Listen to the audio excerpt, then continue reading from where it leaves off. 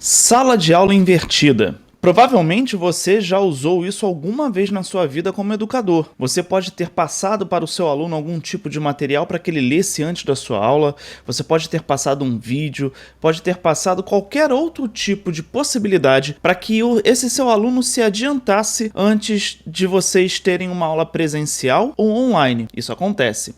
A questão é que a sala de aula invertida ela precisa ser sistematizada e mesmo assim nem sempre ela vai dar certo da primeira vez. E é esse o ponto da nossa fala hoje. A sala de aula invertida ela é muito interessante porque ela leva a uma autonomia para o aluno. Claro que essa autonomia é mediada por você. Mesmo assim, qual é o aluno que vai querer parar de escutar você falar e entregar esse conceito a ele? É muito difícil a gente achar esse público. Boa parte dos nossos estudantes, e isso é uma questão cultural, estão ali esperando o professor falar a eles. A questão é, será que eles vão querer sair dessa zona de conforto? E muitas das vezes os professores se deparam com esse obstáculo. A gente prepara uma série de processos, uma série de passos, monta uma aula linda de sala de aula invertida e aí aquele aluno não vê o vídeo que você passou, não lê o texto que você pediu para ele ler. Isso é muito comum acontecer. Por isso que o método ele não deve ser romantizado,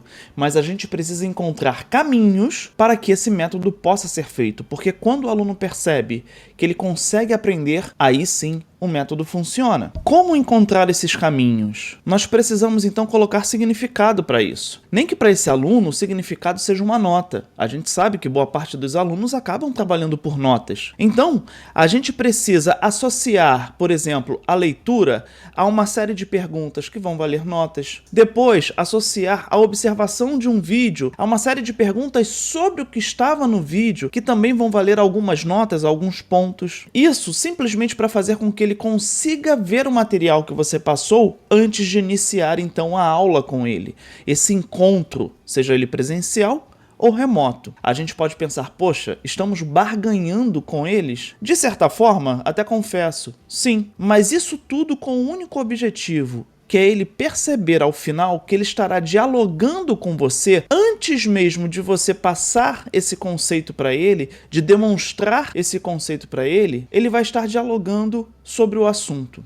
Uma vez isso aconteceu comigo. Eu passava uma série de materiais para alguns alunos e muitos deles não viam. Até que eu resolvi fazer com que fossem associadas pontuações àqueles vídeos ou então aos textos que eu passava para eles. Um certo dia, um aluno, e aquele que era o mais desinteressado da turma, se vendo forçado a ver isso, começou a dialogar comigo em sala de aula sobre o assunto que nós estávamos tratando, que se eu me lembro bem, era biotecnologia. Quando então começamos a tratar esse assunto e dialogar, os outros alunos começaram a ver assim, ué, como é que ele sabe disso?